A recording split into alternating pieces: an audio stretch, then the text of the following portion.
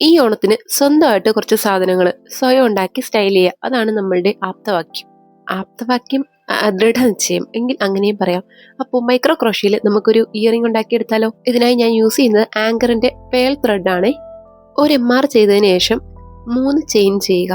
ഈ 3 ചെയിൻ ചെയ്ത് കഴിഞ്ഞാൽ പിന്നെ നമുക്ക് DC ആണ് ചെയ്യാനുള്ളത്. അതുകൊണ്ടാണ് ആദ്യം തന്നെ 3 ചെയിൻ ചെയ്തത്.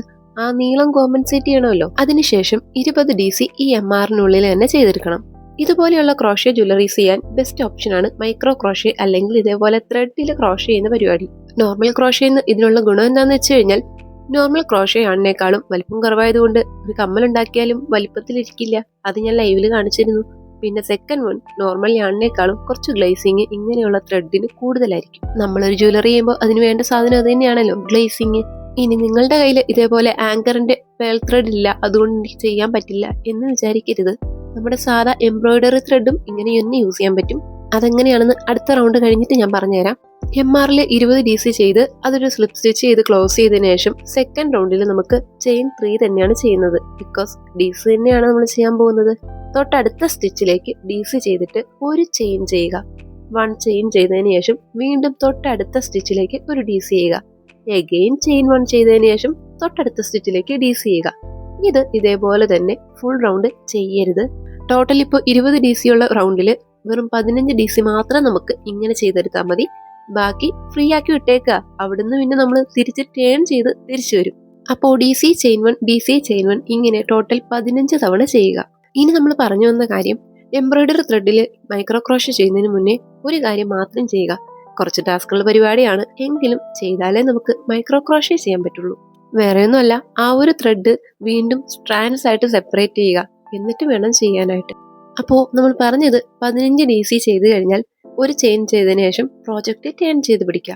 അതിനുശേഷം നമ്മൾ ആ DC ചെയ്ത എല്ലാ ഗ്യാപ്പിലും നല്ല രീതിയിൽ കണ്ടോ, ഹോള് പോലെ, ചെറിയ ഹോള് പോലെ കാണാൻ പറ്റുന്നുണ്ട്. ആ ഒരു ഹോളിലേക്ക് ആദ്യം തന്നെ ഒരു സിംഗിൾ ക്രോഷ്യ ചെയ്യുക. എന്നിട്ട് 5 ചെയിൻ ചെയ്യുക. 1 2 3 4 5. ഈ 5 ചെയിൻ ചെയ്തതിനു ശേഷം തൊട്ടടുത്തുള്ള ഹോളിലേക്ക് ഇതേപോലെ തന്നെ ഒരു സിംഗിൾ ക്രോഷ്യ കൂടെ ചെയ്യുക. ഇനി അഗെയിൻ അവിടുന്ന് തന്നെ വീണ്ടും 5 ചെയിൻ ചെയ്തതിനു ശേഷം തൊട്ടടുത്ത ഹോളിലേക്ക് സിംഗിൾ ക്രോഷ്യ ചെയ്യുക. ഇത് ഇങ്ങനെ തന്നെ 5 ചെയിൻ സിംഗിൾ ക്രോഷ്യ എന്ന് അടുത്ത 15 സ്പേസിലും ഇതേപോലെ തന്നെ ചെയ്തു പോവുക. ഫുൾ റൗണ്ട് കംപ്ലീറ്റ് ഇങ്ങനെ ചെയ്യരുത്. 15 DC ചെയ്തിരിക്കുന്ന ആ ഹോളുകളിൽ മാത്രം സിംഗിൾ ക്രോഷ്യ ചെയ്താൽ മതി. നമ്മുടെ ഇയറിംഗിന്റെ ഷേപ്പ് കണ്ടിരുന്നല്ലോ, ഒരു ഹാഫ് സർക്കിൾ ഷേപ്പ് അല്ലേ? അപ്പൊ ഫുൾ റൗണ്ട് ചെയ്യേണ്ട ആവശ്യമില്ല. ഇനി എംബ്രോയിഡറി ത്രെഡിന്റെ കാര്യം ഞാൻ സ്ട്രാൻഡ്സ് ആയിട്ട് എടുക്കണമെന്ന് പറഞ്ഞത് മനസ്സിലാവാത്തവർക്ക് വേണ്ടിയിട്ട്, എംബ്രോയിഡറി ത്രെഡ് നോർമലി 10 രൂപ 12 രൂപ ആ റേഞ്ചിലൊക്കെയാണ് ഇവിടെയൊക്കെ കിട്ടാറ്. അപ്പോൾ ഇത് വാങ്ങിക്കഴിഞ്ഞാൽ ഇത് ഒരു 6-8 ചെറിയ ത്രെഡ് ഒന്നിച്ച് ജോയിന്റ് ആയിട്ടാണ് എംബ്രോയിഡറി ത്രെഡിന്റെ ഒരു ബണ്ടിൽ വരുന്നത്.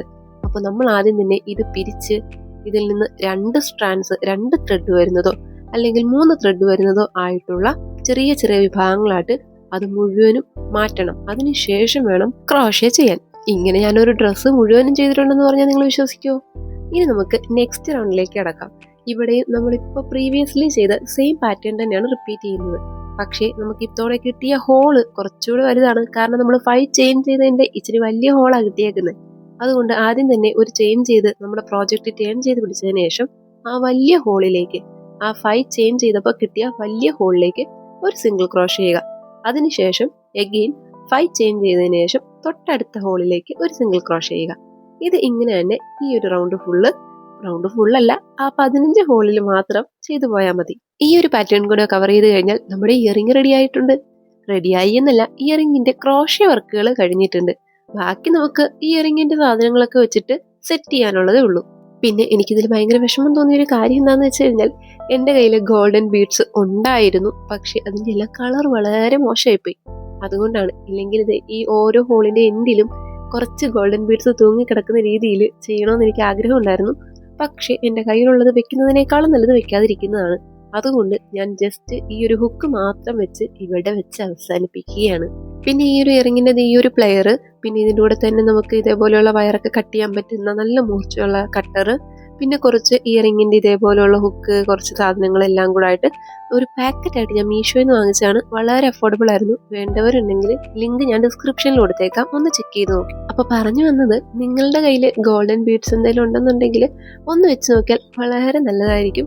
ഇല്ലെന്നുണ്ടെങ്കിൽ ഈ ചെറിയ വൈറ്റ് ഷെയ്ഡ് വരുന്ന ഗോൾഡൻ ബീഡ്, അടിയിൽ വരുന്ന ചെറിയ ഇതേപോലെ തൂക്കിയിടുന്ന സാധനങ്ങളൊക്കെ ഇല്ലേ ഇയറിങ്സിന് വേണ്ടിയിട്ട്, അത് വെച്ചാലും നല്ല രസമായിരിക്കും. അപ്പോൾ നമ്മുടെ ഈ ഒരു ഇയറിംഗ് ഇഷ്ടപ്പെട്ടാൽ ലൈക്ക് മറക്കണ്ട.